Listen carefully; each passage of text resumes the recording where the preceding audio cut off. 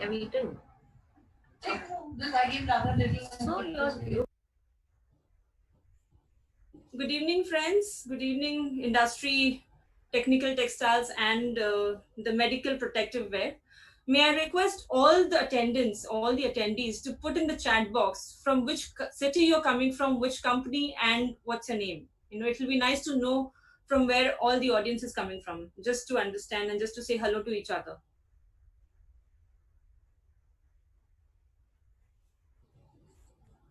Hi, Bhavik from Mumbai, Mr. Naik from Goa, Kanan Loyal Textiles, thank you. Mr. Patil from Wuhan Textiles, wow. Bhute from Wellspin, Nikshita from Alok Industries, Mishika, welcome, welcome, wow.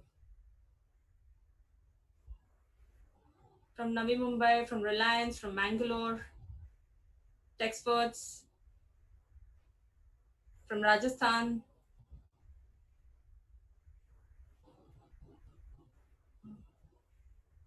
Sushant from Birla Century,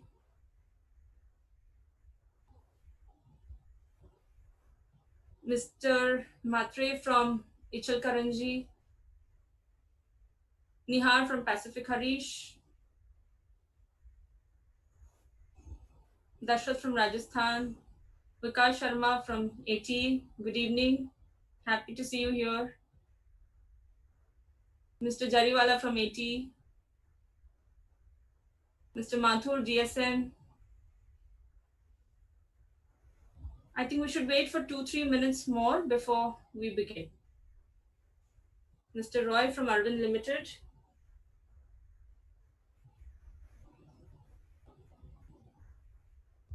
Hello, Mr. Sharan. Rajkumar from Eurofins.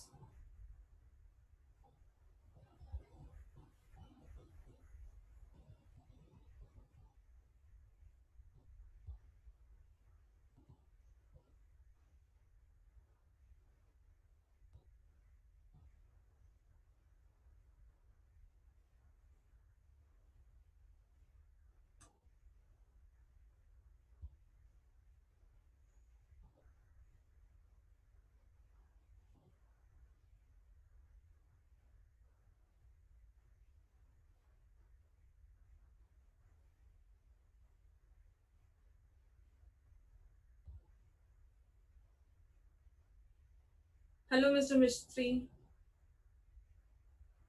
Mr. Chaudhary, Hometex, Thane.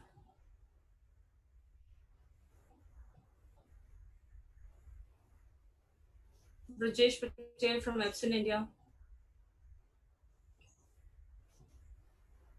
Shribhash Pandey from Surat. Interesting, Mr. So many people. I think it's just pouring in. We should wait for others also to join in.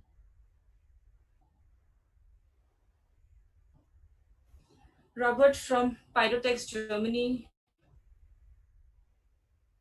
Nirav Shah, Consulting.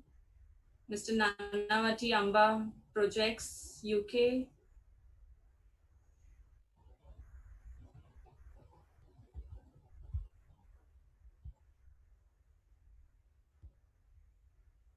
Anil Wali from Reliance. Good evening. Welcome.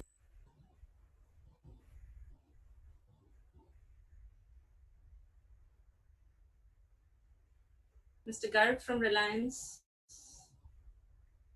Mr. Gupta from Belgium, GBS Belgium.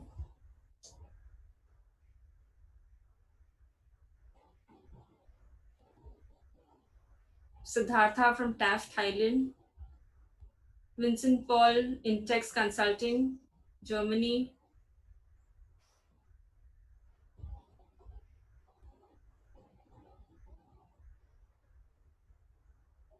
Mr. Israni, Reliance Industries.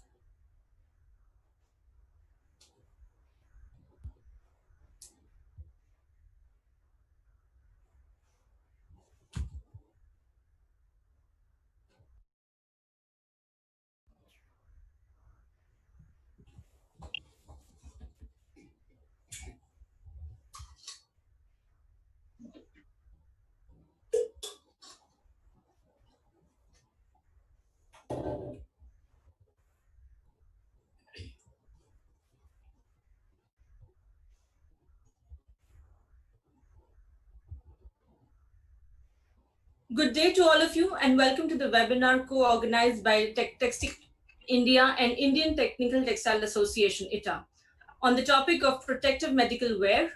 The question is India export ready for medical protection?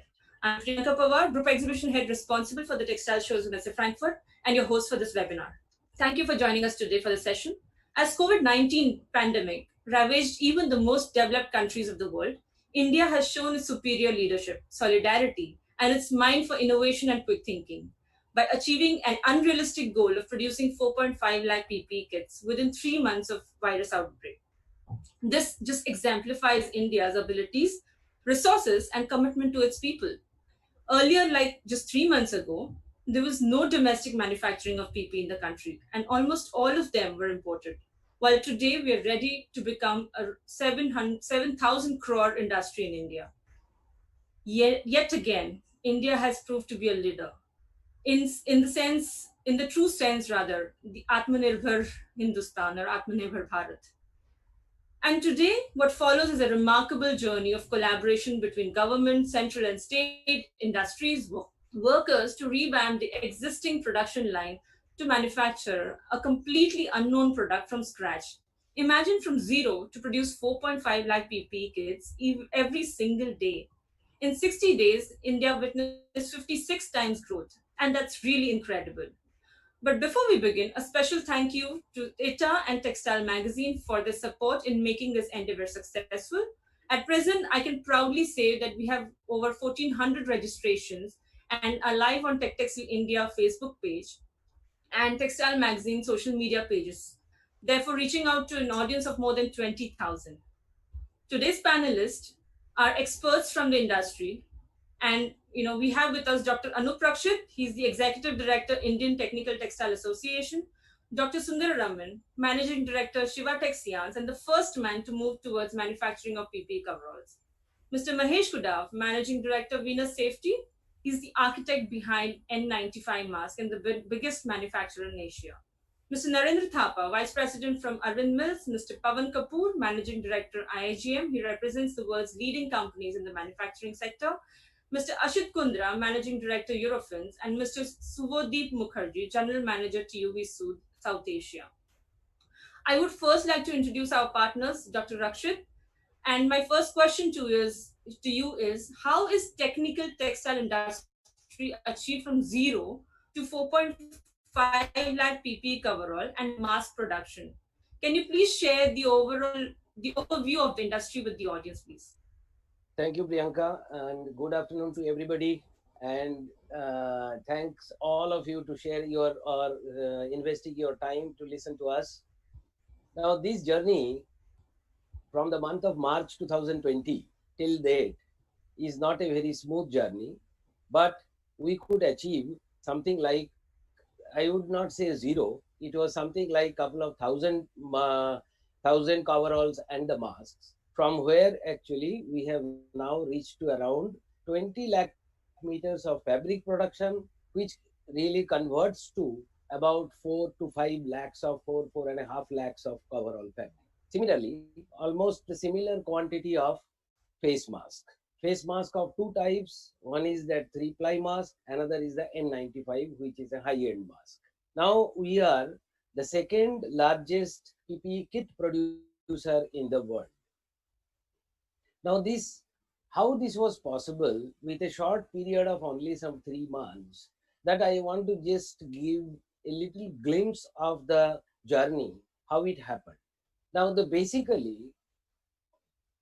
our fabric, when this came up, these fabric producers were hardly there, were 5 or 6. Now within 15-20 days, because our industry took a lot of initiative and then developed the product which are suitable for making the PPE cloth, whatever the standard is laid down by the Ministry of Textile and Ministry of Health, means accepted by the Ministry of Health. At this point of time, just want to mention that this is not all the ideal PPE products which we are making now, but because of the emergency situation, it was at the level of the very senior doctors in Ministry of Health. This has been accepted, and to fight with this emergency situation, it started. Now the problem was, after the lockdown, there was a lot of coordination was required from the government side. That means it is in the central government and it is in the state government as well. Because during lockdown, this was coming under essential commodity item, the mask and the coverall. But there were a lot of problems of the transportation of material, creating that supply chain, or connecting the supply chain, I would say. Then there are lot of material was to be transported from the various parts of the India to the various other parts of the India. That means there was a movement not only within the state but the interstate. So here I would like to thank the Ministry of Textiles and also the Office of the Textile Commissioners. And Textile Commissioner's office has got a lot of regional offices across India. They really helped us, and the coordination from the association, from the manufacturers, and along with the government, because they had to take up with various other departments of the government to make it happen. So this is how the entire supply chain link was established, and gradually this production of these coverall and the mask started increasing and escalating the curve. And another, now the problem was about the testing of these products in the fabric form as well as in the garment form. Only Citra was there because they were the center of excellence on medical textiles. They had this facility, but we really then tried to pursue with the various other laboratories available all across the India, because the Citra was only located at the southern tip, at the southern tip of India. So it was very difficult for the northern people to send over there. Courier services were not available. So many hurdles we had. But then gradually, within about a month or so, we got at least 8 laboratories like DRDO, then the other ordnance factories, laboratories. They have actually come up, they have opened up their services, and we could then get our industry people could get their products tested. That is how this journey, within the month of only about 3 months or so, we could achieve this really a mind-boggling figure of 4 to 4.5 lakhs of PPE coveralls and the masks. Thank you. So, Dr. Rakshit, do you think we are export ready now? I mean, do you think India can start exporting? What's your view on that? In only one word, no. Why? Yes, because that, as I mentioned when I was talking, that the products which we are making now is a compromised product. These fabrics are not having the breathability. It doesn't have the antimicrobial resistance, antiviral resistance. So this was quickly done to take care of this emergency situation knowingly. So if we want to go for the export, there are number of things have to be addressed. Now, couple of points I would like to mention, which in short, then maybe we can deal in more details later on. Number one is the right product which is required in these Western countries or the Eastern countries. That has to be understood, because these specifications are different than what we are following now in India. Number two is there are sort of certification procedure. One certification is in-house certification like quality management system. If you want to really export, you need to have a proper quality management systems, as many people are aware of ISO 9001. Similarly, there is ISO standard for medical devices, which they have to implement in their factory. Number three is that you have to understand what are the requirements, what are the specifications of that particular country and that particular buyer which they are catering to. Then number four is, in many countries, for example in Europe and also USA, you need certain certification. In Europe, for example, you need CE certification. Similarly, in Europe, in USA, you need NIOSH certification and some other CE and other certifications in Europe as well. So these are the things one has to first do: develop the product as per the international specification, do the homework that these these products are qualifying or passing the tests required by these international standards, then they should apply for these type of certification. Otherwise, these certifications are very expensive. Unless we do the proper homework, develop the product in the fabric stage, in the coverall stage, in the mask stage, everywhere. Otherwise, you are going to fail. So this is in short a flavor of the readiness of the this thing. Now I just want to have these. I said no in the beginning. Why I said no? Because there is a huge opportunity, and there are only couple of manufacturers in the fabric and the coverall and mask stage who are ready for export. But the number of people, maybe about 10 to 15 people, are when the companies are ready for export, but they have to do some further work to qualify, to go there, certification, all these things. So these are required for the first stage, and then we can grow the market. And this is an opportune time for our Indian technical textile industry, because there is a lot of the vacuum taking place from the China. So to grab the market of wherever the Chinese people were selling, and there we should have that edge on the quality first, and then we should penetrate, understand, and penetrate into these markets. Thank you. So, Dr. Rakshit, what I understand is it is not the survival of the fittest of the companies who are manufacturing, but it is survival of the cooperation. I think the whole industry has to come together, cooperate together, and see how we can go out for exports immediately. That's correct. That's correct. Yes. Right. Before we begin, I want to take two polls also to understand what are the demographics of the people who are joining us today. We start with the first poll question.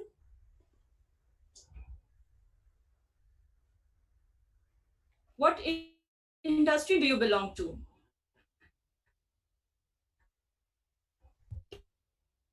Technical textiles, apparel, non-industry. And you're curious to understand because their panelists can then accordingly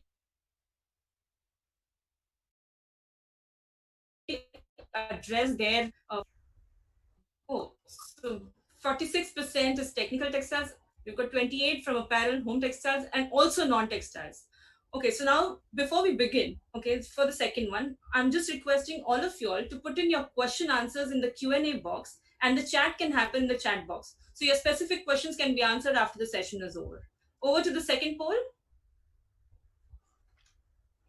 If from the technical textile industry, since how long have you been in this business? Over 5 years, or just started after pandemic, or are you planning to do this in your future?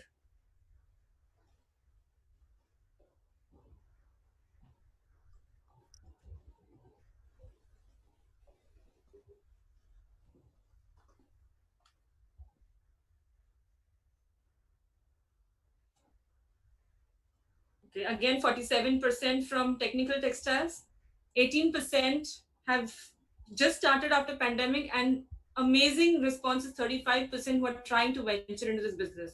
I think we are in the right place. You're getting the right kind of guidance from all the great panelists here.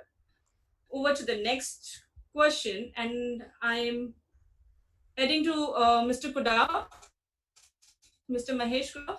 In the N95 category, you are the man, right? Please share your success story with the N95 mask pre and post COVID. Around the path that we are going, there is a risk for the whole global community on a pandemic situation that's going to happen, because particularly in the respiratory protection, a pandemic situation talk has been happening last 10 years. And in the recent past, people thought, okay, people are just talking about it. It's not likely to happen at that scale as what even SARS we experienced. And in fact, some countries who were doing stockpiling decided that they will not stockpile anymore. So in this thing, what happened was that our majority of our success for respiratory products happened overseas. And the domestic market continued to increase, but the major markets were from overseas. So that's how pre-COVID our success was, that we were focused on exports. We were focused on getting approvals from all major countries who were buying masks from across the world. And we are trying to beat them, particularly the Chinese manufacturers, on cost, on quality, or the European manufacturers on innovativeness. So that kept us our flag flying in the pre-COVID. Post January 13th, the government stopped the exports, and we initially took it as a setback because we realized that our export business, which was our major business, has now no opportunity. And for almost until the whole of February, we had actually no orders from the government because government started placing orders only in the month of March. So we were fighting with the government, or rather pleading with the government, impressing them that our business is exports, and without any orders, we would really have crisis at our end. And At the same time, the government was not sure which way the pandemic attack would go. So, although they were telling us that something is happening wrong and we require to prepare ourselves, but no one in the government was also aware that the extent of pandemic attack would be so much all over the world and globally. And only when things tried to go about, we realized what's going to happen. So post COVID, what we did was that as we had 1 month advance lead that the pandemic is going to attack and government is preparing, so we had little analysis of the situation, that if the pandemic situation worsens, what's likely to happen, and if it mitigates, then what we will have to do to overcome the 1 month loss of exports. So mentally, our industry was a little bit prepared for this calamity. Post COVID, to get into a scenario where we would have to escalate our supplies, we fortunately had a lot of stocks with us of raw materials. One of the critical materials required for manufacturing this mask is melt blown fabrics. And pre COVID, we were not having any major manufacturer of melt blown producers in our country. And we had the stock, so we could quickly increase our production. More so ever in the month of February, our production was also gearing up. We thought that since there is a break, let us update ourselves. So with the result, when the orders started coming in March, we were actually prepared for those kind of orders. So one of the things I would say that we were very focused on respiratory products. We knew that that is what we want to do and become a producer national as well as global. So that helped us to quickly supply what the government wanted. Uh, I should give credit to the government post COVID and just before COVID. They had made their things very clear. They had done their homework very clear. They had approached us to find out how many months we would survive if the transport or the logistic system stops all over the world. What would be the alternatives? Who are our critical suppliers? So as soon as lockdown was there, we had some nodal officers working within our premises. And these nodal officers actually did a very good job of from the textile ministry, of course.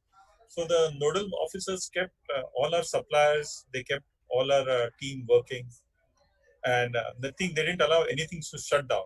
So the presence of these nodal officers also raised the confidence for my employees in the factory. And we took several measures for our employees, which I'll discuss later on. So we we found that our team really they stood up and took the challenge. Another reason I think that we succeeded post COVID is that there is always, you say, during adversity you get the best out of yourself. So fortunately, we found that we were importing a lot of raw materials, some machine parts. We were importing some accessories from various countries in the world: China, Taiwan, Korea, US.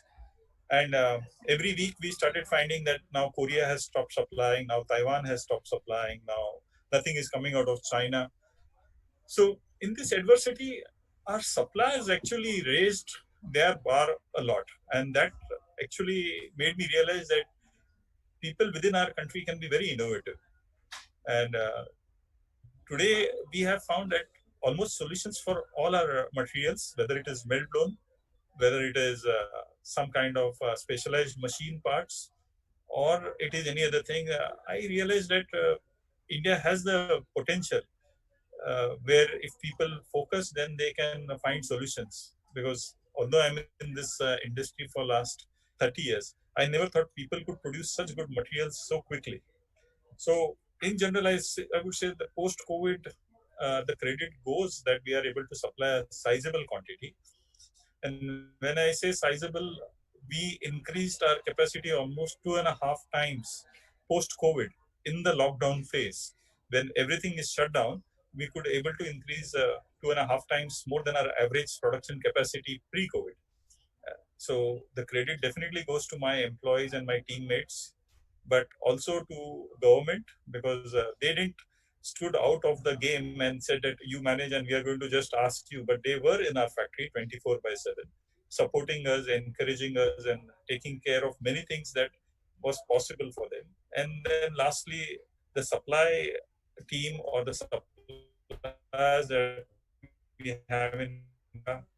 So I would say that was the reason that where we would successful in giving a large quantity of mask in the post-COVID Wow, time. that's so nice. And if you could also share what are the dynamics of the N95 mask that you produce? How are you reaching out to the smaller segments, to the remote places of the country? What is your supply chain strategy put together? You could also share that. See, as I mentioned earlier, uh, primarily we were export oriented and we were industrial oriented producer of respiratory devices. And suddenly we were trying to get into medical segment, but the medical was not very keen on going for a high protection mask, unlike the Western countries. And their protection levels were primarily based more restricted to 3-ply mask. So we all of a sudden on our hands had a new segment, the medical and healthcare segment, which was much bigger than the industrial safety segment that we were in. And we had to take a call sometime in this phase that do we supply to industrial safety or do we supply to medical and healthcare? And one answer we got was that if you don't supply to the industrial safety segment temporarily, then no one is going to get fatal. Okay. And in fact, most of the industries are under lockdown. But if we don't supply or dedicate our supplies towards medical healthcare, then we'll have more fatalities, and we would lose a lot of valuable resources like doctors and nurses and the COVID fighters. So we dedicated ourselves more to the COVID fight. When we decided to dedicate ourselves to COVID fight, we also realized this fight is done by government hospitals, everyone who is associated with government. So in the first phase, we dedicated all our supplies actually to the government. Even today, about 80% of our products are going to the government. And as the government kept on increasing hospitals or testing agencies for COVID detection or COVID cure, we started supplying only to those people the N95 mask. And the N95 mask is actually more effective. And today they say that 70 to 80% of the people who have used N95 mask will never get COVID, even if they're fighting in the COVID prone area. And that has been proven in several countries. So the special feature of this N95 mask is it allows you to filter submicron particles at very high percentage consistently, and at the same time makes it very easy for respiration. So one does not feel suffocated or one does not feel uncomfortable. So balancing both these criteria makes N95 a proven choice for majority of the people who are working in COVID prone area. Your next question, actually in the same question, is that how are you going to reach smaller segments? I think in this situation of lockdown, where logistics is a challenge, qualifying who is a genuine user is a challenge. We are not getting into those smaller segments, or we are not getting into meeting the lowest or the individual user or the retail users, and we are just not trying to supply to those things because they are not the COVID fighters and they are not the priority case. Also, in this lockdown situation, we don't have that kind of resources that we can penetrate the whole marketplace. And that is done by the government agencies. They have a distribution channel in HLL, and HLL supplies to most government, uh, to the most state governments. The state government have their state medical supply divisions. And lastly, if there are major hospital chains like Apollo, Fortis, AIMS, we are supplying to them directly. In future, because we see that the COVID demand for N95 respirators will continue to be there for at least about 9 months to 15 months. So we think that in this post-lockdown, organizing the supply chain through organized distribution network will be a possibility, and we see that as an opportunity to make inroads in the medical healthcare sector, Priyanka.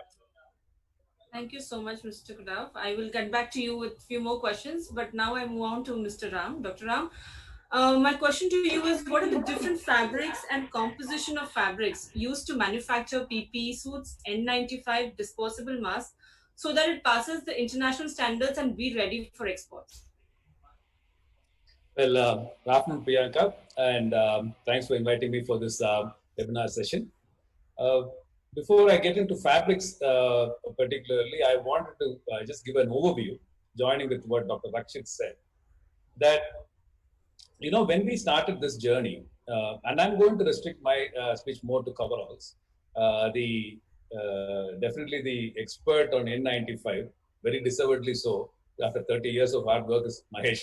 I would not say anything about N95 in his presence, but so also the fabrics, he's the expert on that. So I am going to stick to coveralls. Now, when it came to coveralls, the 0 to 4.5 lakh split, you have realized that what existed in this country at that point of time was already an infrastructure to create these fabrics. It is not that machinery was put in a very short time and things were done. That was not possible. The fabrics and the garmenting technologies required to create medical PPE coveralls existed in this country, and they were used for other things. And what happened in this crisis was that people converted many of their lines and rejigged and brought out a product that could satisfy the Indian needs. That was stage one. And I think we were broadly successful in stage one. Stage one was about meeting one simple standard called synthetic blood penetration testing as per ASTM. That's the American standard, ASTM 1670 or ISO 16603. Why is this not enough in going outside into the world and trying to supply to the rest of the world? Is that medical PPE are very exact, highly demanding, highly certification-oriented products, which takes practically years to get certification. Months don't really count. You're looking at, aside from quality management systems and certifications required for the factories, manufacturing factories, you're looking at not less than a dozen certifications for every single garment. And there is a standard for every single aspect. If you're looking at tear, you're looking at a standard. If you're looking at abrasion, you're looking at a particular standard. If you're looking at blood penetration or any other penetration, you're looking at a particular standard. So, in a sense, there is a huge amount of standards, and the testing of these are essentially not available in India because this industry didn't exist in India to a large extent. I'm sure I'm also very interested in hearing from our other panelists who are in the QMS and the quality of the product space. So having said, this is the background. This is the background with which we've been operating. So there's been a great response from the Indian manufacturing on stage one, which was to create a synthetic blood penetration based product. And going to stage two is going to be a leap from here. It's not a few steps, it's going to be a leap from here. And I hope some of us make that leap. I'm sure there are people trying, but it's going to take a little bit of an effort. Dr. Now, Ram, coming to what? Yeah. Yes, please. No, I was asking about the composition and fabrics, the different, Yeah, I was giving this as a preamble before I come into fabrics. Right. So essentially, you're looking at two standards for medical garments in the world, two sets of standards that people generally follow. So you have the AAMI standards, which is mostly followed in the US, where you've got a level 1 to level 4 kind of garments. Level 1 is limited liquid penetration, going all the way up in the levels of penetration, and they're all tested with water, and you go into AMI level 4, which is the synthetic blood penetration test that has been mandated for India. It makes sure it's a very high level of a garment, but it's not completely there. To be completely there, you probably want to do ASTM 1671, which gives the viral penetration resistance results also for the fabric, right? So the synthetic blood penetration is a precursor to a viral penetration, which we are not mandating in India. And that is mandatory for a level 4 worldwide. And you also have the EN standards. Typically, we will be anywhere between 3, 4, 5, 6, probably 5, 6. Type 5 and type 6 are for limited liquid and dry particle penetration. So these are the standards that have to be achieved. And the fabrics that are used for doing this are essentially of 3, 4 types.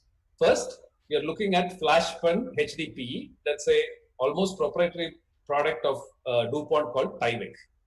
Second, what's broadly used in the world is either a laminate, a microporous laminate, or you have an SMS or SMMS fabric of some sort. Let me first tell you about the microporous fabrics. Microporous laminates are actually fabrics where you have a non-woven layer, and on the top of which you have got a breathable or non-breathable film that is laminated. Normally, the film is a polyethylene film. You also have polyurethane films. Polyurethane films are not used in this industry because they're quite expensive. And they're usually used in the sportswear and other industry. They perform the same as PE. In certain ways, they perform better than a polyethylene. But polyethylene is more cost effective, particularly for a single-use garment. So mostly we've got microporous PE, and the PE films can range from non-breathable to breathability. And when I talk breathability in a laminate, we are talking about moisture vapor transmission rates, MVTR, where there is in microporous, there is a direct pore level transmission of water vapor. In monolithic films, which are another type of film, you've got molecular transmission across the film. So in essence, what you have a barrier fabric, right? It's very simple. You have a very, very thin wall that doesn't allow anything to get through. That's probably the easiest, most logical way to stop something. But where it has a problem is that MVTR, even with reasonably high MVTR rates, the fabric is a little difficult to use or uncomfortable to use because it does not evaporate the sweat that fast. An alternate fabric to this, and the fabric that is broadly used in most medical situations, is called an SMS fabric. SMS is a spun bond, a type of non-woven, with something called as a melt-blown sandwich in between. Melt-blown is the magic material. Melt-blown is used in N95 masks or in other masks as well. It acts as a fine filtration medium. It doesn't have a strength by itself, so it is normally sandwiched between two spun bond layers, which give it the strength. So there are different formats. You have SMS, some manufacturers call it SM, MMS. By and large, these fabrics have got excellent viral penetration. They have got very good breathability. Their breathability is probably better than most laminates or almost all laminates, I would say. But where they fail is that their ability to have synthetic blood penetration resistance is suspect, in my personal view. People can take issue with that, but I don't think an SMS can take an ASTM level of penetration. Now, when you come to synthetic blood penetration, I have to mention that there are two standards. There's an ASTM standard, 1670, and there is a ISO standard, 16603 for synthetic blood penetration. The ASTM standard is a high standard.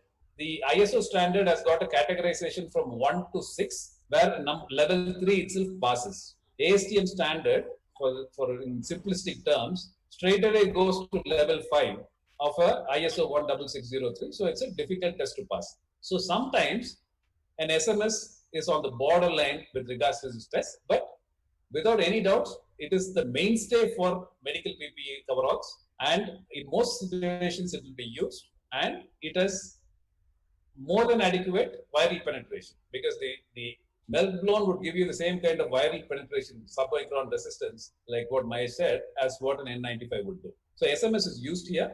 And the last fabric, there are certain types of simple spun-bond fabrics that can be used for level 1 and level 2 gowns. Level 1 and level 2 are limited water penetration gowns used in general medical situations, but definitely not in a COVID environment.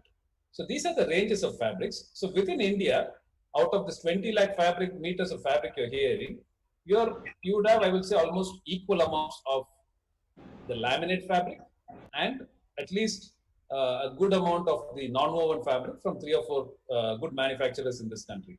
So we have both those two types. Tyvek, of course, being American, we don't have it in India, and it's from a single company. And Spunbond, of course, is available in plenty. So this is the broad fabric scenario in the medical coverall segment. Thank you so much. That was quite intensive. What is the bottlenecks that you see to strengthen the supply and the distribution of these PP coveralls in both domestic and international trade?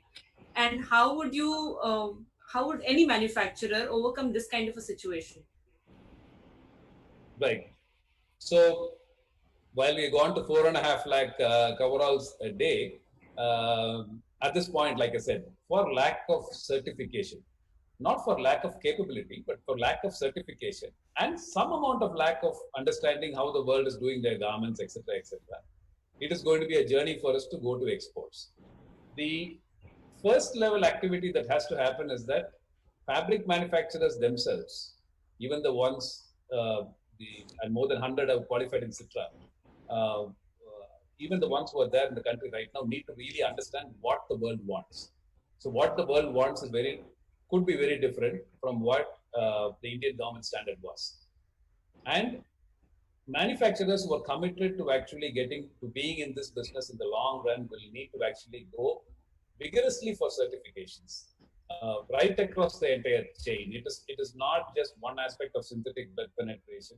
Like I mentioned, each aspect, like tensile, tear, seam strength, lint generation, each of these have got a specific test, and they're usually done not in this country. So the certification process for these fabric manufacturers is first, because it's only based upon that certified product that a garment manufacturer can tomorrow take his garment for his own certification process. It's going to take us a matter of months, in my opinion, to get there. There are certain European countries that have given temporary waivers for a lot of the certifications, including the quality certifications like CE, for products on an emergency use only in COVID environments. But that's going to be a short-lived exemption, in my opinion. So my Indian manufacturers need to gear up to understand what is NBTR. There are a lot of aspects. We have grown into this in 90 days. There are a lot of aspects to this. There are the nuances, rather, of manufacturing. Today, one of the challenges many people are having is in seam sealing tapes. And people are just now understanding that each tape behaves differently with each fabric. And so the way you would seam seal a polyurethane surface would be very different from what you would do use for a PE surface and what you would use for, let's say, the non-woven surface. So these are nuances, and it's a growth curve. People will grow into it. It'll take us time. The ones who are persistent and who will be there will get there eventually. The opportunity is there, not just for exports. Indian medical fraternity post-COVID is a different species. They now want the best of protection available. So there are great opportunities, and I'm sure our people will get there. Do you think there will be opportunity after COVID, like you just mentioned, or will the industry just come to a standstill? Will this continue?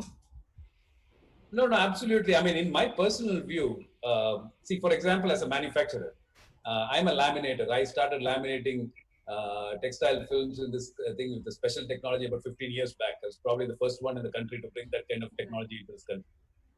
And for 15 years, I've not been in the medical PPE segment. I've been in related segments We knew how to do this. Like I said, that's how we were able to respond fast. But we were not here. But today, seeing this opportunity, people like us are having, we would not go away from this business. We see an opportunity. I think COVID, it's a pre-COVID, post-COVID era. COVID has changed us for good. And people's attitudes are going to change for good. What used to be taken for granted or taken as not necessary, personal protection, especially in the medical area, is now taken at the very highest level. I have doctors talking to me, asking for what would save us, what to do that, and these are frontline personnel, and they really feel the need to be protected and to be at peace on a daily basis. I think this business is here to stay, and we can look forward to many manufacturers actually doing significant changes in their system to be part of this. Thank you, Dr. Ram. Thank you so much. I move on to Mr. Thapa. He heads the human protection division at Arvind. Mr. Thapa, tell me something. You're producing medical scrubs, doctor coats, clean room garments, suits, and protection for virus, woven and non-woven. And face masks are also exporting them. Would you be able to share product-wise the export demand scenario in the different regions of the world? Good evening, Priyanka, and good evening, everybody. I would like to say, we are talking today about medical PP. So I would like to appraise here, we are also doing PP for the different segments other than medical, be it be oil and gas, be it be electric arc protection, or be it be automobile industry. So we have been supplying these PP, especially the apparel side, globally. And I was talking to our partners across the globe, and they had a different feedback in the past about the size of the market.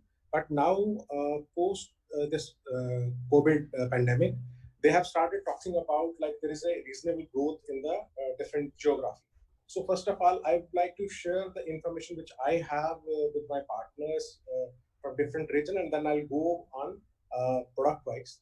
I was talking to our partner in North America, and they are sharing that this market is going to go, more than $4 billion US, and this is growing like anything. The CAGR they are expecting is 8 to 9% in the coming time. And same way, I was in touch with our partners in Europe, and they are also sharing that this market is going to go across Europe. It is going to be more than $1 billion US. And same way in Australia and New Zealand, if we talk about, they are sharing $350 to $400 million market is going to be there. And different people are talking of different things now, because people could see this is not going to go away that soon, and this requirement is going to continue in the coming time. And if you look at the data shared by WHO, and I will read out what they have shared the information product wise. So in PP, there is going to be masks, there is going to be suits or gown, you can call it as, there are going to be goggles, gloves, sanitizer. All these things are going to be in a PPE kit. If we look at the data which is shared by WHO, they are saying from July till December, in the next 6 months, they have given that data, and they have given a comparative with the next year. So if you look at the data which they have given for the next 6 months, they are saying the masks are going to be, there is going to be a requirement of masks worth close to $535 million US, and this is going to grow in the next year by $640 million. And if you look at the suits, which we are talking about, which is talk of the town in India now, everybody is producing suits, and they are expecting this is going to be close to $1.8 billion US requirement in next 6 months, and it is going to be a same kind of requirement in the coming year. And same way in goggles, it's going to be $34 million US requirement this year, and it is going to go down because goggle is something which you can reuse it continuously after sanitizing it. And if you talk about gloves, they're talking of around $1.8 billion US of gloves requirement is going to be there worldwide, and it is going to be same in the next year. And if we talk about sanitizer is going to be close to $125 million US, and this is going to grow because it's going to double. Sanitizer is something which everybody is going to use in the coming time. So these are the data which they have shared, and they are also expecting this market, this industry is going to grow by 40% in the coming time. So there is a huge requirement here. And when did Arvind enter the PP business? And what do you think are future plans of Arvind Limited in the sector? See, as I shared, like we were in the PP, we haven't been in the PP for the last 10 years, but we're not into medical, to be honest with you. Medical, if we talk about, we started almost a year back, year and a half. So that was a time when we was manufacturing these scrubs, coats with different types of finishes, and we were making clean room garments and all. And that was the time when we initiated unveilment on this COVID-19 suit. You will be surprised to know that we got the suit certified from CITRA almost a year and a half back, and that was with the very high standards. And we dropped the idea. We never knew that this is going to be the problem in the coming time. Otherwise, we haven't continued, with the production of those suits at that time. So we did the development year and a half back, and same way we started producing masks a year back. And this was some kind of arrangement with the third party, and we thought like it is something which we should be having in-house facility to produce this kind of masks and all.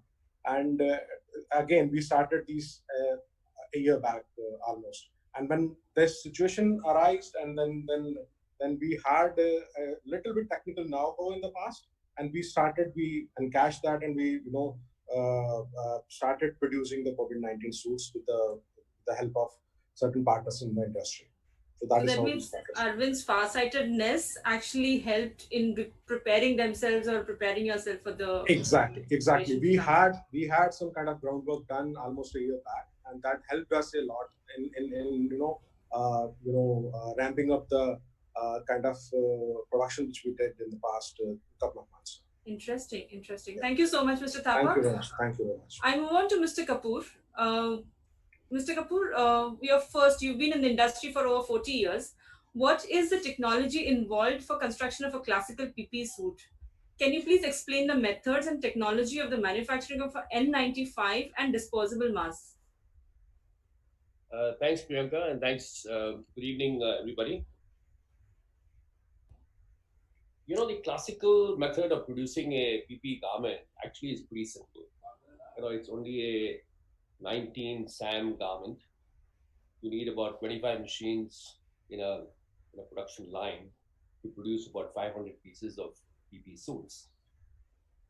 And looking at the background of India, and that we are the 5th largest apparel producer in the world, this making of the garment itself, like what Ram and others have been saying, is nothing really very special, in the sense that it requires simple single needle machines and overlock machines, and now a new seam sealing machine has come into the picture, which actually closes and seals all the seams. So the production itself is not really a very big deal, when it comes to making a PP suit.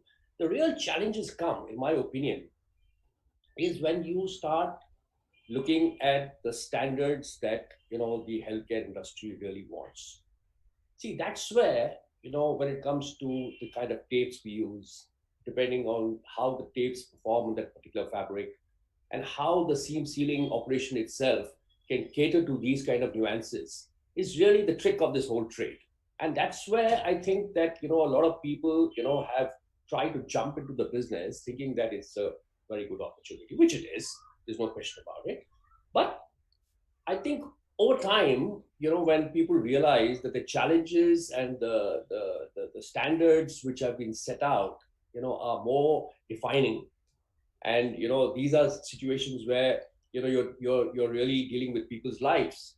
After a healthcare worker really is taking for granted that the product that you've made, will protect him.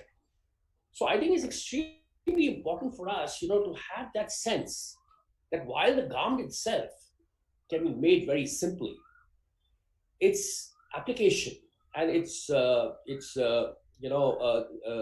how important it is for lives, is really the key factor here.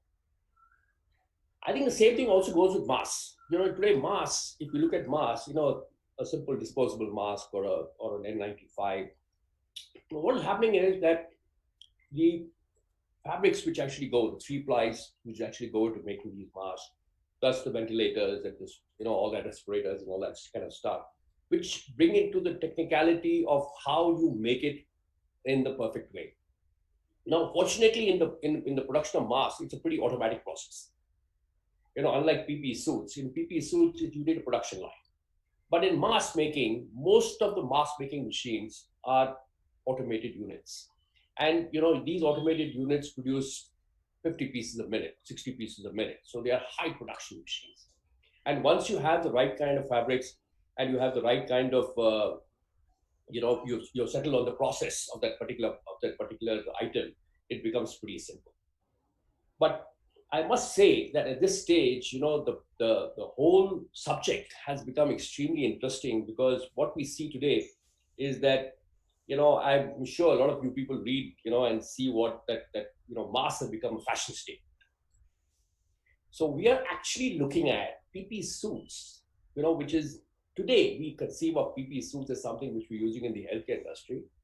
But you can imagine that tomorrow, you and me will actually own a PPE suit that every time we go to we take a flight, or, we go to a crowded place, you'd probably take one, you probably have your own PPE suit, for these kind of places. So I think the demand is going to explode. And same thing goes with masks. If you look at masks, the designer masks which are being created, people are getting very innovative in matching those masks, the kind of garments that they wear, and stuff like that. And as long as we keep our eye on the ball, that, this is not just a fashion piece of, apparel, and this is also, something which saves lives, we'll be okay. I'm going to give you a small example. My Japanese friends, since IAGM deals with a lot with Japanese companies, my Japanese friends tell me that in Japan, wearing a mask has been around for the last 30 years. He says, every time I catch a cold, I wear a mask. It didn't really matter. But of course, now that you have COVID and, it's, people are talking about this being a regulation, and, you need to, wherever you need to wear a mask. But he says, this has become a way of life in Japan for many, many years. And that's why he says we've always, kept hygiene, and always kept, these kind of levels at the foremost of our, because we're not worried so much about ourselves, we're more worried about others. And I think, as long as you look at those kind of scenarios, you will find that, these products are going to stay, and they're going to stay there for a long time to come.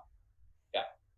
But again, for the garment industry in India, we have more than 400-500 companies, as Ram was saying, who are already making PPE suits. And a lot of our customers have got into this business.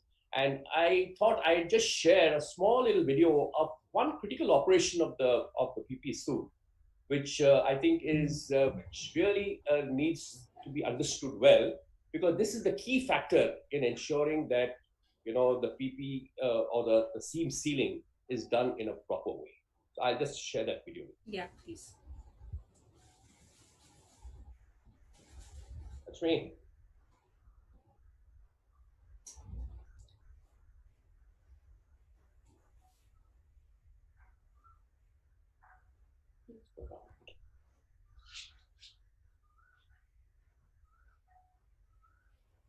You have to give me a minute.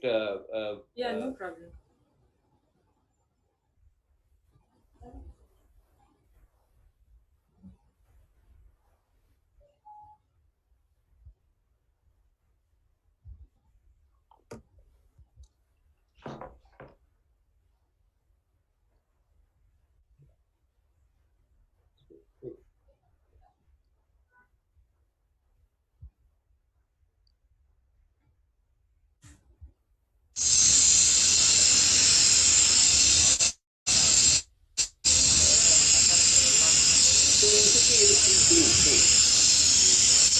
Which is actually applying the paste, the paste on all the sleeves of the garment.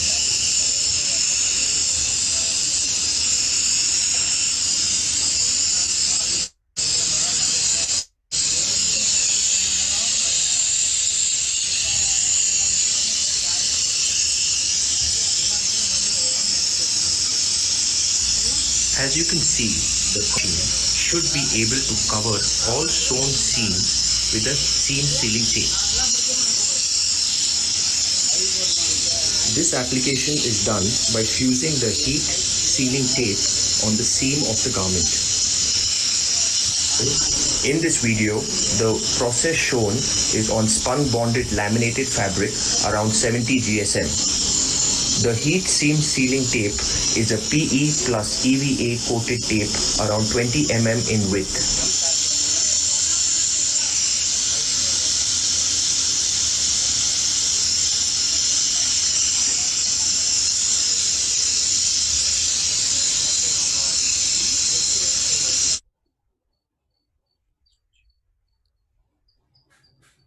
So right, that was a small video. Basically, gives you a little idea of what a seam sealing machine does. The interesting part is that seams. I was talking to our friend from Ireland was telling us that today seam sealing has a variety of applications. It's not only PPE that we're talking about. PPE, yes, is one of them, but we also have fire protection suits. We have rainwear. We have today a lot of undergarments which are using seams, seam sealing and not sewing as a process. And we have performance wear. If you see a lot of performance wear today has no sewing in it, is all done through seam sealing. Industrial workwear, which we're using in hazardous areas, like mining and so on and so forth. A lot of these garments now, non-apparel garments actually, or non-apparel products are using heat seam sealing tapes. So there's, I think, while there is a certain amount of investment in these kind of products, there are also diverse and varied applications that we can use for especially newcomers who are in this business.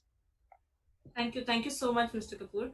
I want to move on to the technical part of it and would like to welcome Mr. Kundra here. My first question to you is the industry and many manufacturers are seeking for some serious guidance. There is no single or universal guideline that can be followed worldwide and thus creating a lot of confusion in the industry. Can you please, with your knowledge, lay a simple guideline or tell us the steps to follow? Also, if you could also elaborate the different testings done for the EU, US, and other regions of the world. Mr. Kundra? Yeah, you're on mute. Yeah.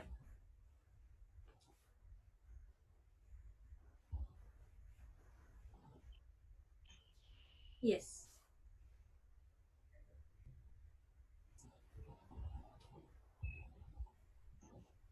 Yeah, Mr. Kundra, you can go ahead. Thanks. Okay. Yes, you are correct. There is a lot of standards floating, lot of misnomenclature going around. So we have also evolved. Just to give you an example, with my Italy team, we are already a notified body for the EN 149, which we call as N95 masks.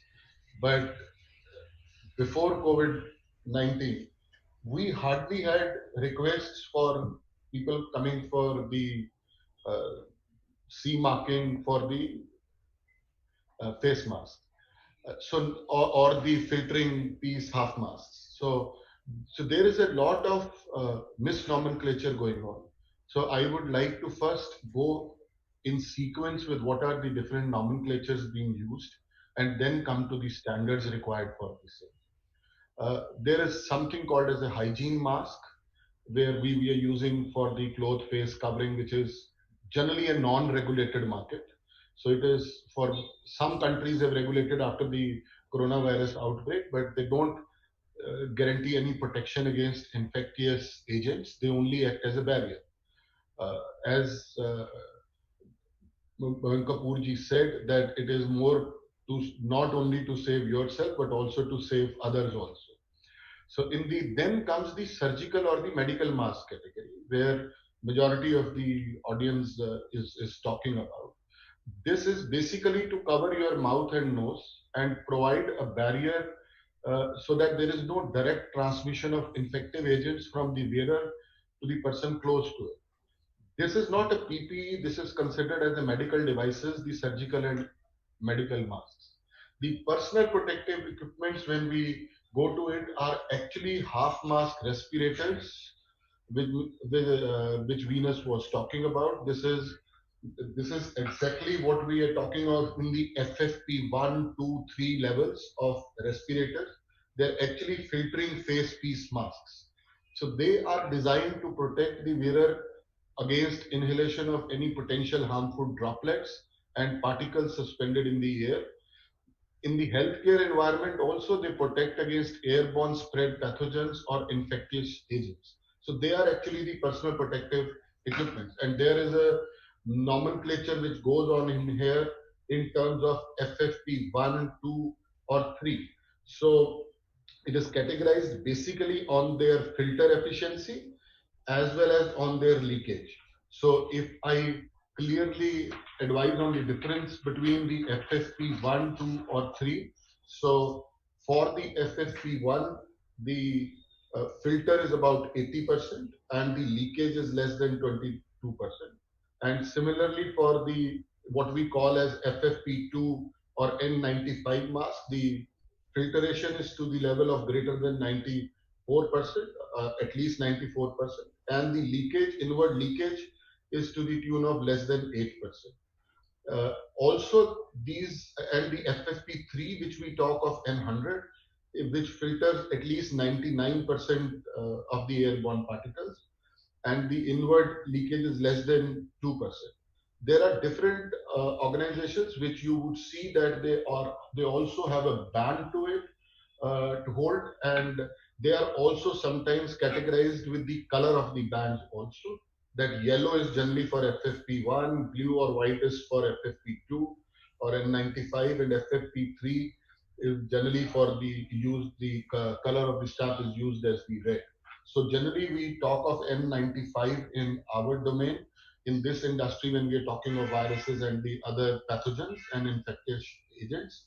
And N100 is generally when we use N100 is generally used when we are talking of an area where we work on the asbestos or ceramics, so not. So this is actually a personal protective equipment. Then there is a surgical N95 respirator, which is called as a dual mask. So these masks also provide protection against the bioaerosols to the wearer, and also at the same time reduce the transmission of the infectious agent working in the area. So they should both comply with the legislative provisions of the personal protective equipment and the medical product requirements also. So if I categorize them, what we generally use is hygiene masks, surgical medical masks, which are medical devices, not the PP. The PP actually in the mask categories are the half mask respirators, and they are called half masks primarily because they only cover the half of your face, chin, nose, and mouth. So that is why they are called as half mask respirators. From the testing standards, if you could tell Yes, categorically for EU, USA, and other regions. Yes. If I go to the 14683 category, so there are generally we look at three type of testings. One is the barrier testing, for where we are talking of the bacterial filtration efficiency, as well as the synthetic blood penetration in the same. Synthetic blood penetration is actually required in the type 2 reusable or class 3. And then there is a physical testing in terms of the differential. Some people call it as differential, or some people call it as a breathability test. And then we talk of the safety testing in the same, which is the microbial cleanliness when we talk of in terms of the surgical masks. Also, there is a test on the safety, which is on the biocompatibility part of it, which is as per the ISO 10993 guidelines, where we are talking of the various tests with respect to cytotoxicity or the skin irritation with respect to which is tested on a guinea pig, or with respect to the rabbits as per 10993 1 and 5 and 10 series. So currently this is exempted from the temporary exemptions. It is exempted from the CE marking currently. If I take the same with respect to the US standard for the surgical or the medical masks, then we are looking at the ASTM F2190. This is the test applicable for the US market. So here again, the fundamental test is bacterial filtration efficiency, but another test which comes, which is important in the barrier testing perspective, is the particle filtration efficiency test, where the standard required is ASTM F2299. For the level 1 of the masks, as was saying, is 95%, but level 2 and 3 is greater than 98%, and we are here talking of the particle filtration efficiency. Then we are the same conditions more or less remain the same for the tests of ASTM F2100. The only additional requirement here on the safety side from EN 14683 is the flammability test, which is done as per the 16 CFR part 1610, and that is the only difference between the EN standard 14683 for the Europe as well as ASTM 21019 for the same. If I now go ahead. So if I now go to very practically on the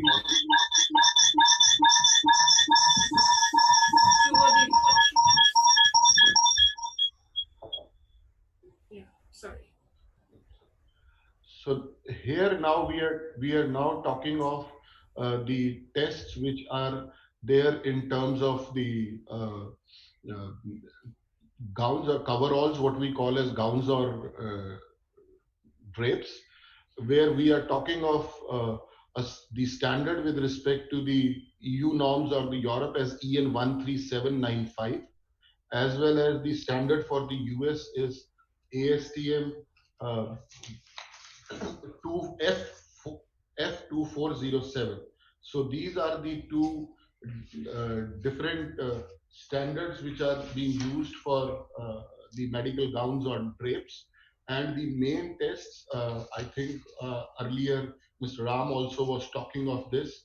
Here we get into the tests which are on the barrier performance, which is actually looking at your impact penetration on the water, what he said, and the hydrostatic resistance, which is as per AATC 42 and AATC 127. And we are also looking at the viral penetration test here, which we are talking of the barrier performance as per AAMI PB70. There are other tests which are based on different ASTMs related to physical properties, their tensile strengths, their tear strength, their triad strengths for woven and non-woven, their seam strength, their lint generation, their evaporative resistance or the water vapor transmission rates. So different ASTM standards are applicable in here, but these are all the tests which are applicable. The microbial penetration, we are looking at two tests in microbial penetration in here. One is a dry microbial penetration and the other is the wet microbial penetration, which are referenced to the EN ISO standards of 22610 and 22612.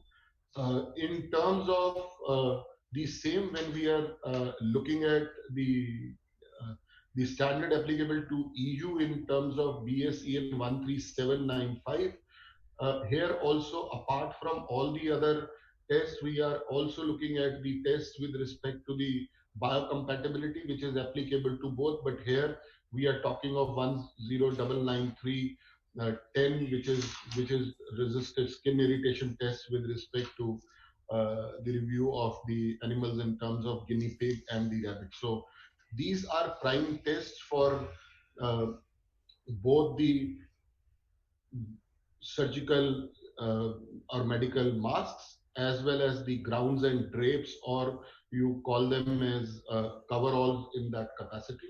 So if you're looking at these tests, so these are the tests which are applicable.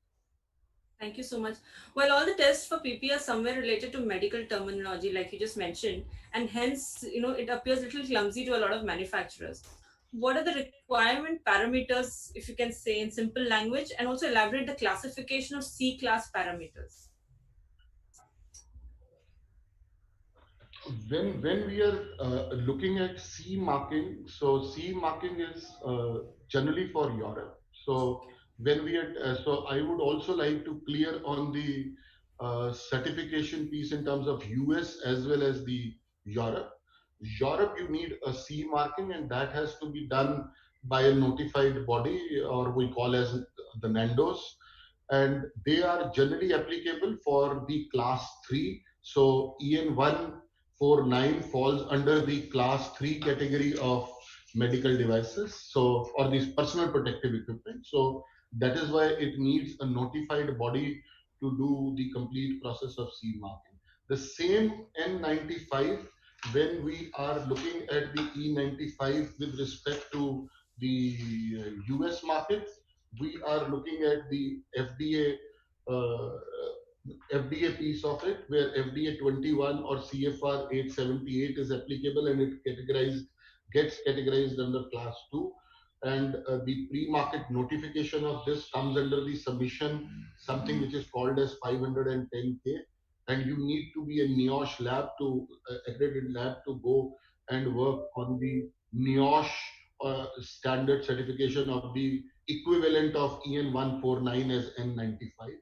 There are certain test where the general requirements for the test generally remains the same for EN 149 as well as the N95 NIOSH, but there are few the general tests remain the same, but the final outcome or the criteria for clearance are a little different. Even the micron, when we are checking on particle filtration efficiency or the penetration of filter material, you would find when you are doing for EN 149, you are looking at the penetration of filter material with respect to NaCl as well as paraffin oil as well when you are talking of EN 149. But when you are looking at the market in US in NIOSH, it doesn't talk of the paraffin oil filtration, it only talks of the NaCl. And also when we are talking of the penetration of the filter material, the microns levels, you can well imagine when we were saying whether we are ready, export ready, here the penetration level of the micron levels of the aerosol generator, which generates the salt and what the aqueous salt or NaCl aerosols, is to the level of 0.06 micron to 0.1 micron, and in case of US it is 0.3 micron. So we are really talking of something which currently in the current practices we would find a lot of effort going into actually clearing on these tests. And also one of the other important category of test is we are also looking at the CO2 content of the inhalation of air in terms of EN 149 and US FDA NIOSH. So the process goes is when you are actually going for class 3, so you have to go through the 3 processes. So you need to go through a preparation of your own technical file, which is given in the one of the annexes when we go to the PP modules of EU. So when you will go to the particular directive of the EU, which is 2016-425 for the personal protective equipment. So since you fall under class 3, first and foremost is identify a particular nominated lab by a notified body, get your product tested. Make a technical file. This technical file consists of 9 different items, and some people on the medical device industry, it may look as a different jargons which I am speaking, but let me tell you, it is as easy as ABC. It is not written in any different language than English. So there are 9 requirements. A technical file means I need to create the product portfolio, then go about the product details, the specifications, what is the intended use, what is the bill of material, how it would be used, all that into the technical file. Then the technical file goes for the submission along with the test reports to notified body. There is an on-site audit which is done apart from the technical file submission. So there is an audit done on the on-site to verify the compliance of the processes also of the manufacturing. in terms of EN 149 or N95 NIOSH. Once this is also verified, then you are issued a C marking, which is applicable for 3 years. And within that time, the notified body also selects that at what frequency and what sampling they will come again and pick up these samples in random from the production process. One is the samples which you submit, and the other is when at a regular frequency, the notified body sends their own people to pick up the samples from randomly from the production process, and then they are again tested to cross verify on the same. So this is a general process for C marking.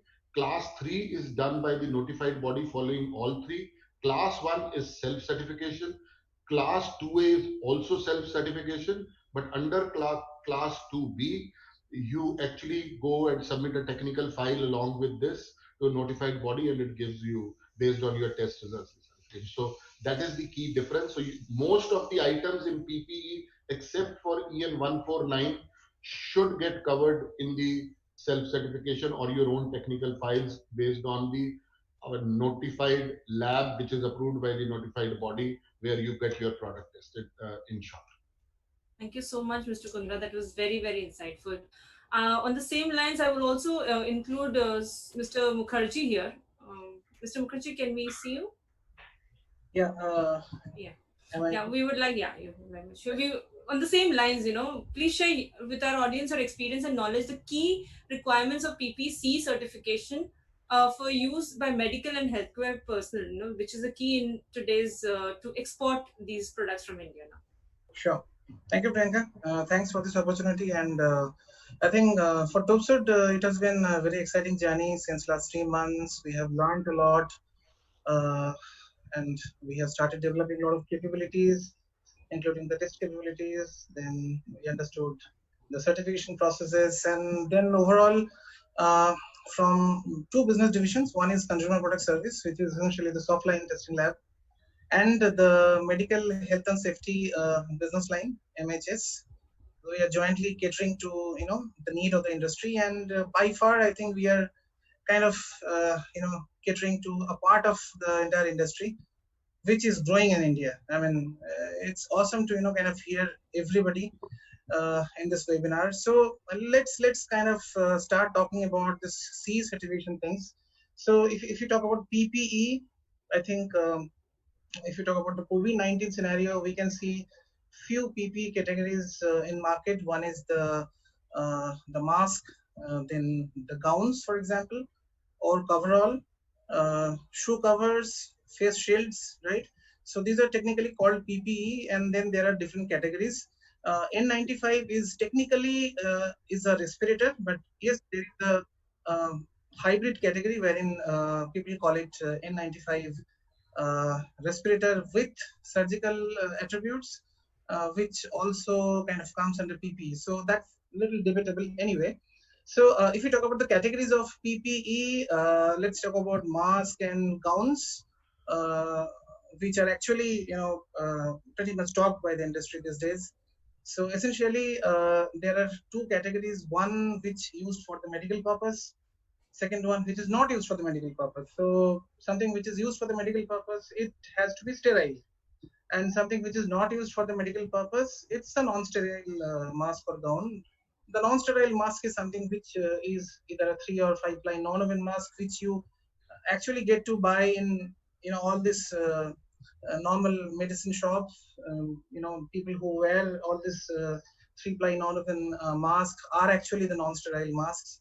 Sterile is something which is actually used in the medical environment, let's say in operation theater, or let's say in ICU, as an example. So typically these are class 1 products, and then the sterile products are class 1S. So they have to comply. If you talk about European market, they have to comply EU MDR, I mean European Medical Device Regulation 2017/745. And if you talk about US, obviously it has to go for FDA registration, and N95, as you all know, it has to go for NIOSH. N95 hybrid, which is surgical as well as respirator, has to go for both FDA and NIOSH. So let's talk about the mask and gowns, for example. So Typically, all these masks and gowns are having different categories. So mostly we get to see category 1 or class 1 products. Out of that there could be two categories. One is non-sterile and which is sterile, which is class 1S. For class 1S you have to go for a notified body to get a C certification. Class 1, which is non-sterile, there can be a self certifications. So that is the difference. So there could be different risk levels. Say, for example, in a gown or a mask, which is a class 1 PPE, it could actually be used for different risk levels, level 1, 2, 3, and 4. 1 is a minimum risk and 4 is a high risk in terms of the exposure in the medical environment. For example, typically in an ICU or in a pathology lab, the level 2 is most important. Level 4 is very high risk, with some very infectious diseases, or let's say where there is a chance of a fluid transfer. So in those cases level 4 are being used.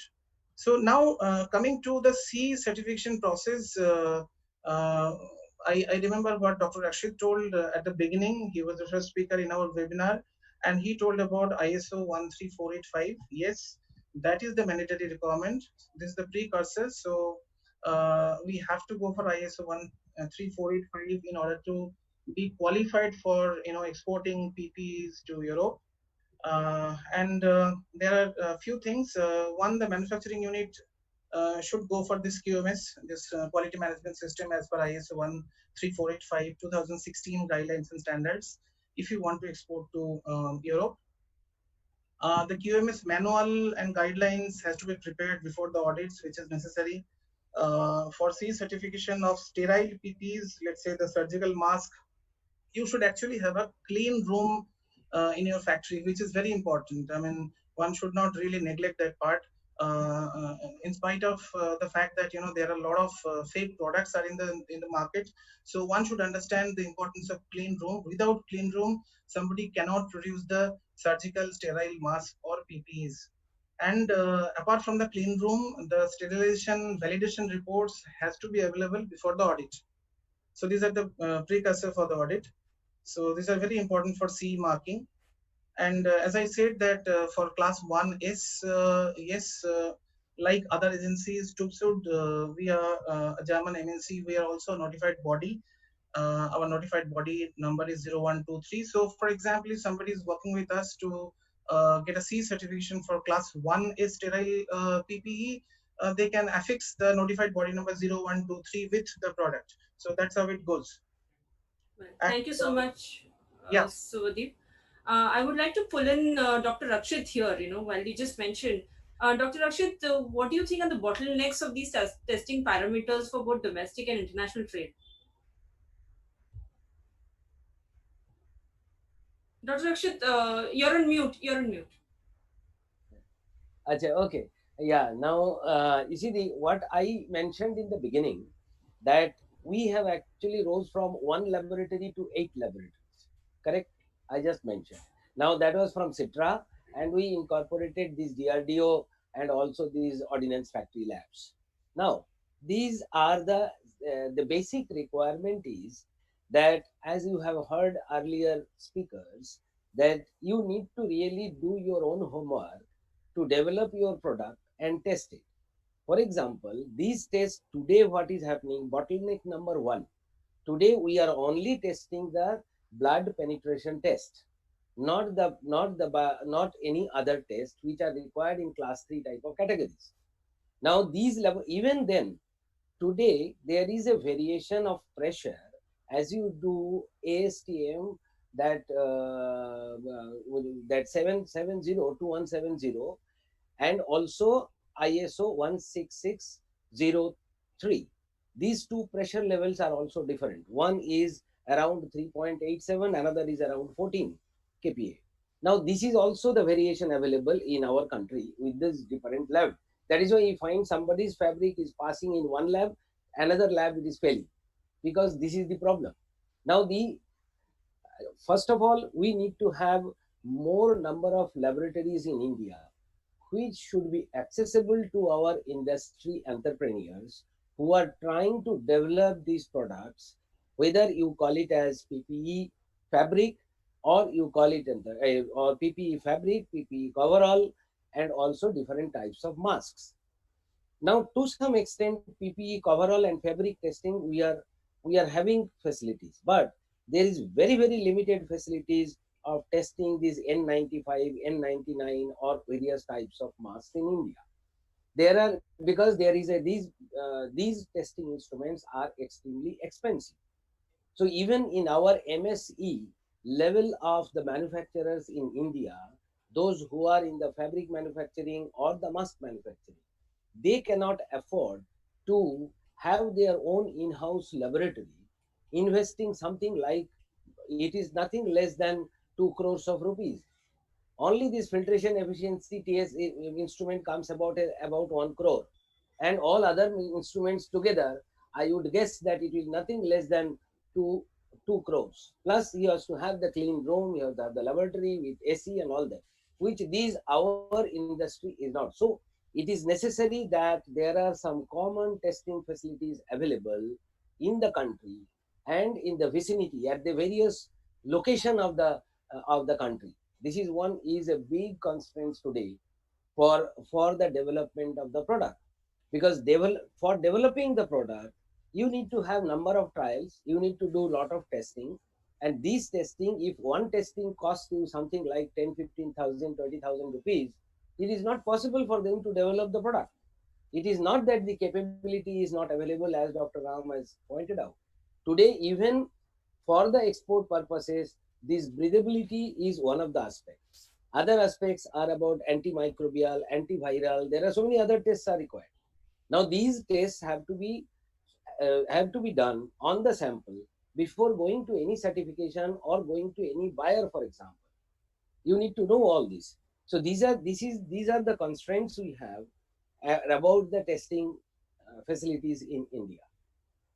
Oh, thank you so much. Exactly at this point, I want to include one of our attendee, Mr. Mohan Kavri, and he has a question to all of you all. So he will be joining us in a second now.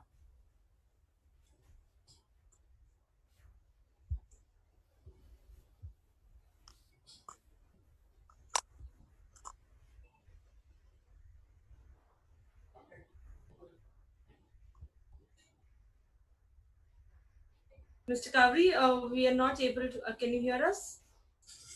Please unmute yourself. We cannot see you, Mr. Kavri. Just now I come. Yes. If you could just take it a little higher so that we can see your face. Is it better now? Yes, sir. Please go ahead. Okay, but I cannot see myself. What do I do?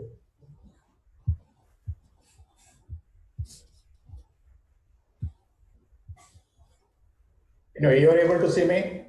Yes, we are also able to hear you well. Please go ahead. It doesn't matter. So thank you, Priyanka, for giving me the chance to speak. I must start by thanking Dr. Rakshit, because he really set the tone correctly. His one word no, I think, was very important for this entire session. This session, if I may say so, has been prompted by the hype of the quantity that we are making. But we are talking of a highly sophisticated product which has to meet very stringent performance characteristics. Barring a couple of manufacturers, what we have really demonstrated in these 2 months is our garmenting capabilities. We must please understand that there is a world of a difference between garmenting and producing the right PPE product.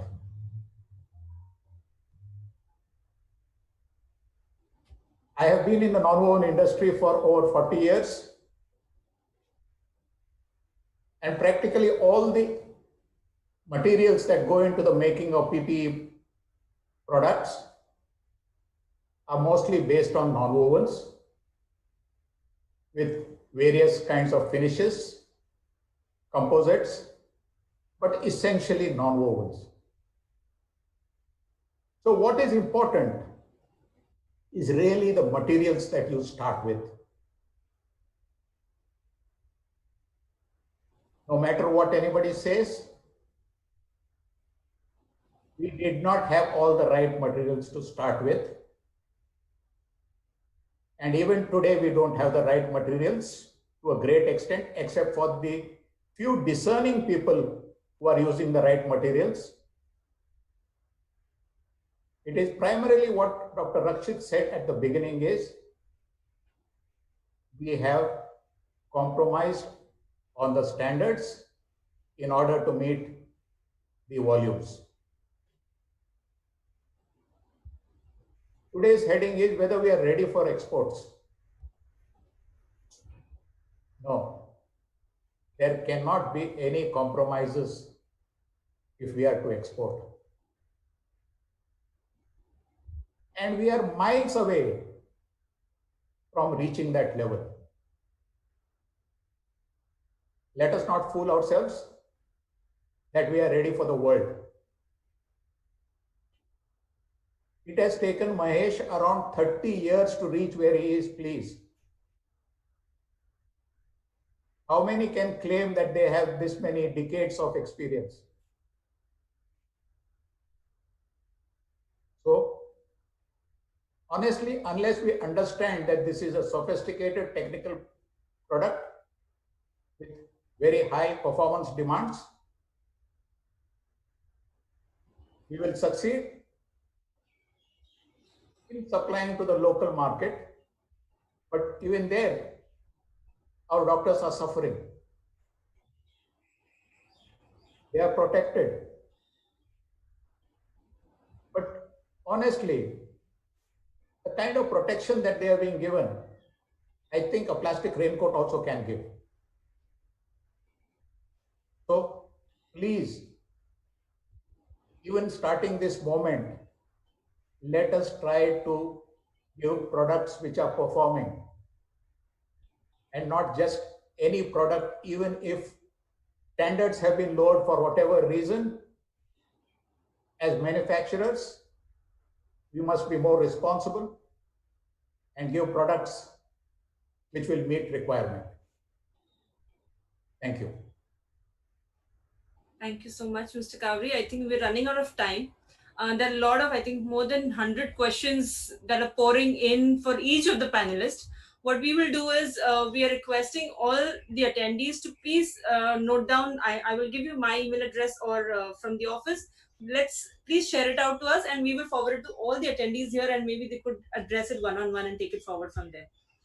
What do you say? Is there, from the last concluding remarks, may I request all of you all to say something in short and the future of the medical protective wear from India and what should we do together? Dr. Rakshit, can we start with you? You're on mute. You're on mute, sir.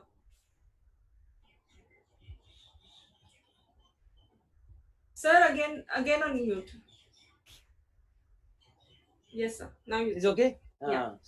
Now, I just want to, because it had come to a situation that as if our industry is not doing anything. So I just want to convey the encouraging words to my friends in the industry.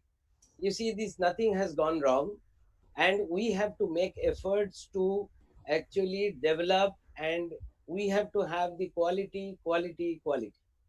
That's all. If we are able to get this quality perfect and also understand the standards of the exports, and then with the various buyers and various certifications, various quality management systems, these are the things are required. We may take little more time, because I know about 15 or 20 companies have already developed these breathable films, but that is not enough. If we have at least 40-50 fabric manufacturers, this will multiply to something like another 400 or 300, 400 garment manufacturers.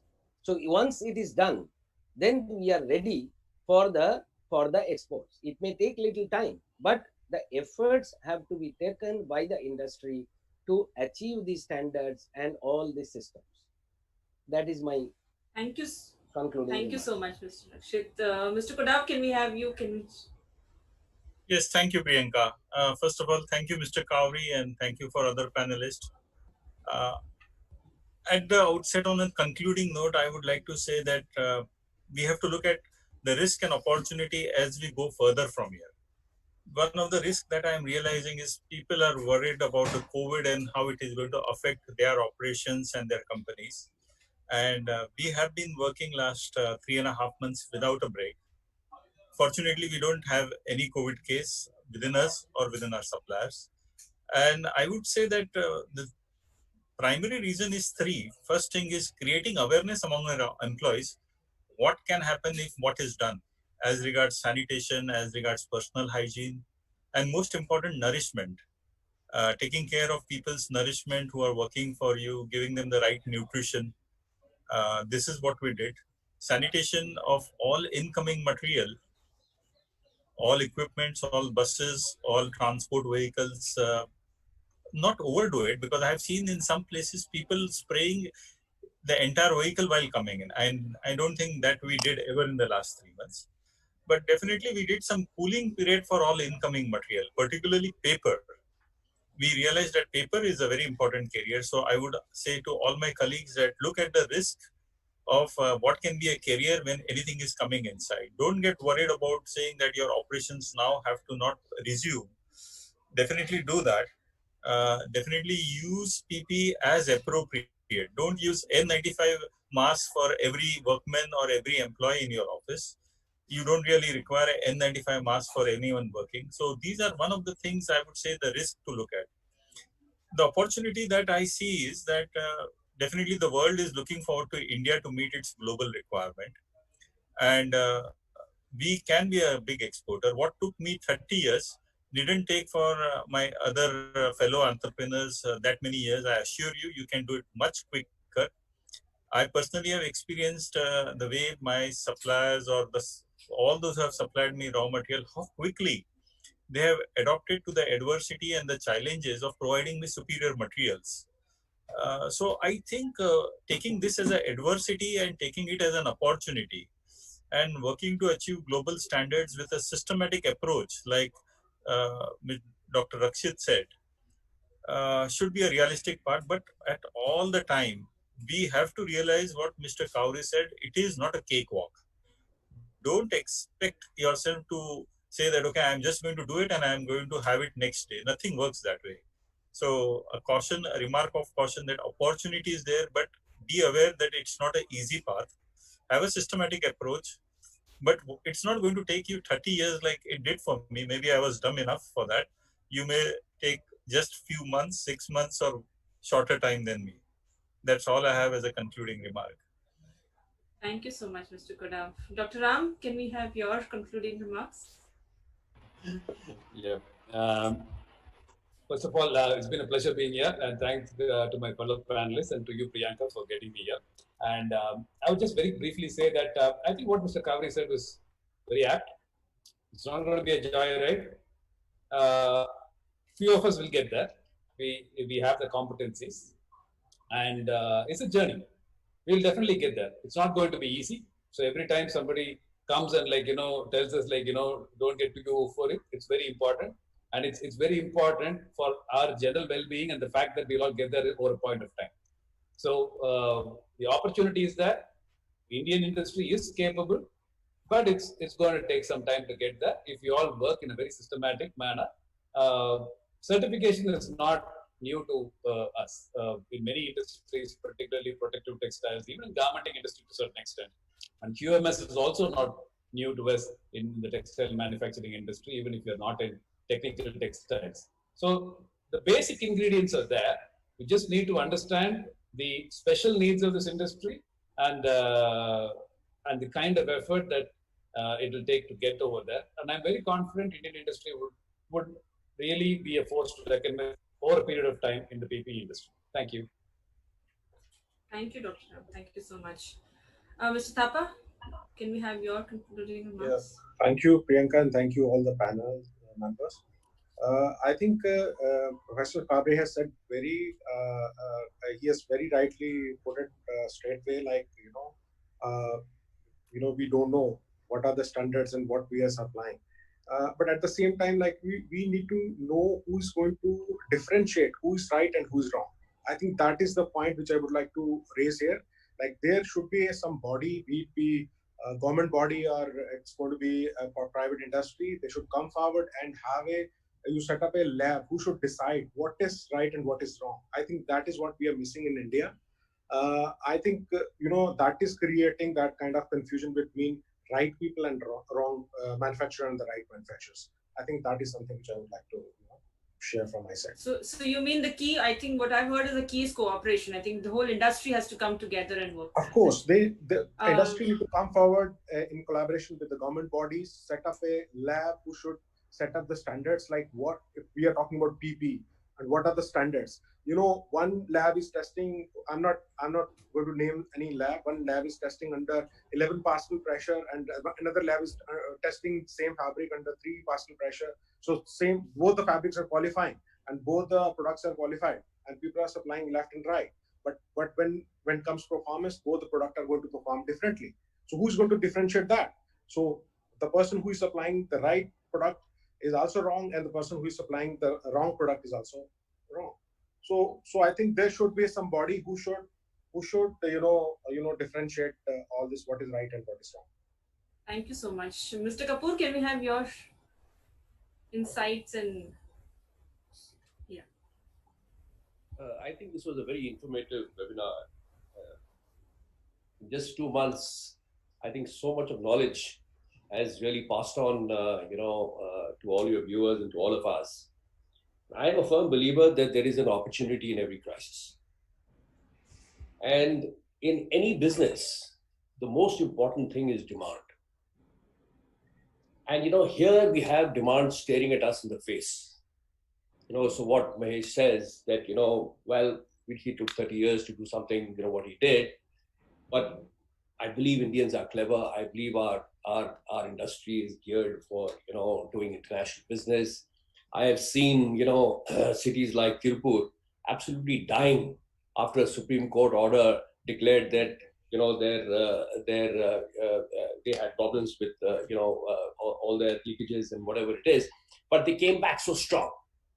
So I believe that, we have a great opportunity here because there is a huge demand in the world market, and there are very few players in the whole world who can seize this opportunity. And here we are at the cusp of that, opportunity. So I think, and I'm very hopeful that our industry will, come up, to really take up this challenge, and we will get there.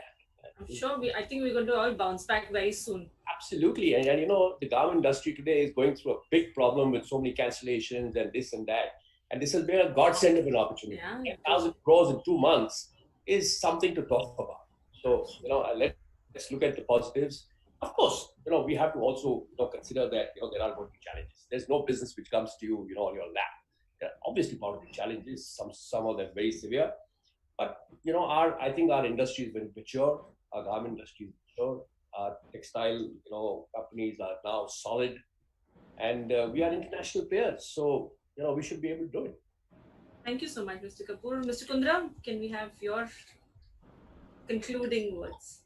Yes. And I mean, it's my personal request to keep it very simple, because the earlier description was so intense that the crowd may just get scared of it. So please tell them that testing is not so bad. Our motto at Eurofins is testing for life. So when we test to save lives of people. Eurofins as an organization is leaders in pharma, food, health, as well as the agro sciences. So that is primarily what we do. So testing is good.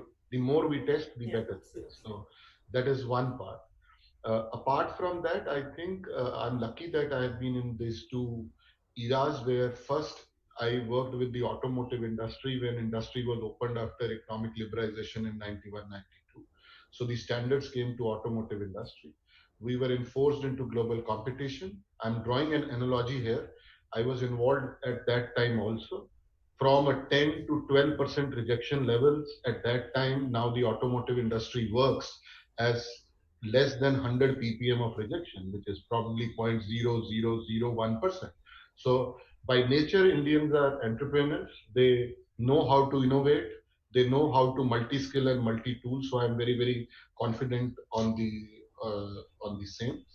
And I believe with respect to some areas where people were saying that somebody is using 3 kPa and somebody is using 14 kPa, I believe that is where standards make a difference.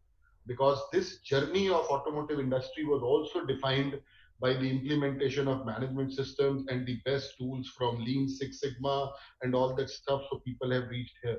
So yes, there have to be standards, and standards define how we work. So everybody is uniform in that standard. So it's a combination of two journeys now. One is, of course, the manufacturing innovation. The other is the standardization of what we do in the uniformity, repeatability, and reproducibility, what we call it, and the implementation of the management system standards and the testing methodologies so that we produce good, because here we are testing for life of people. These are personal protective equipments. We cannot go wrong with them in long run. And we are here to help as a global organization to make sure that we support in whatever ways Indian industry we could. And it is a privilege to be in this session, and also a privilege that I work in an organization which would support the Testing for Life initiative and make sure we are safe at the end of it. Thank you. Thank you so much, Mr. Kundra. And Sudeep, can we have your concluding remarks?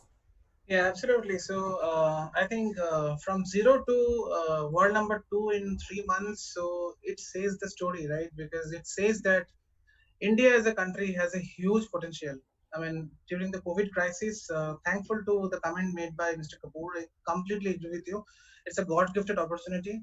It's a lifeline given to the Indian fraternity of manufacturers and exporters. From my side, what I would say that, being in the testing and compliance fraternity since more than a decade, I think it's all about collaboration. I think we should collaborate with each other, the industry, the testing labs. We are not separate from each other, right? So we are same. So it needs a lot of awareness. It needs a lot of dialogues and discussions, and through that only we can be number one. So with that, I'll just end. Thank you so much, Priyanka, and thank you everyone. The great panel. Thank you so much, Sudeep. But I'm going to keep the last words for Mr. Kavri because they're always very, very helpful to the industry. Sir, some concluding remarks from you too. Well, what I said was not to discourage anybody,